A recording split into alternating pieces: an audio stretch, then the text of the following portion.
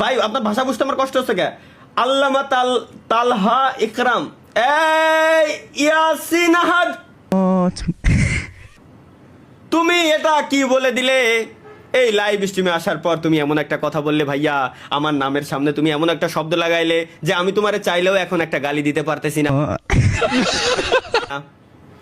এই ইয়াসিন আহাদ, আল্লাহর দুনিয়া বড় দুনিয়া, বাঁশ যদি খাইতে মন চায় নিজের ঝাড়ে গিয়ে খাও, কেন লোকজনের ঝাড়ে তুমি আসো বাঁশ খাওয়ার জন্য? বাঁশ যদি খাইতেই মন চাই, বন্ধু বান্ধবরে বইলো ইজিলি তোমারে বাঁশ দিয়ে দিতে পারবে, কোনো সমস্যা হবে না।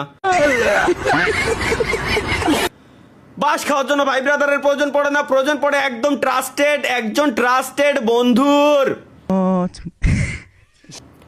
বিশ্বাস যদি তুমি করে থাকো, ট্রাস্টেড বন্ধুর কাছে তুমি যাও, বন্ধুরে তুমি একবার শুধু বলবা যে বন্ধু তুই আমার একটা খালি বাঁশ দিয়ে দেখা, দেখবা যে নগদের উপর তোমার পকেটে 500 টাকা মারি দিয়েছে।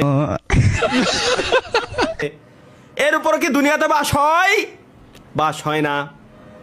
তাহলে তুমি বলো ইয়াসিন আহাদ, বাস তুমি ঝাড়ে কেন এসে মোর ভাই, মানে কন্ট্রোল নিজেকে করা খুবই টাফ।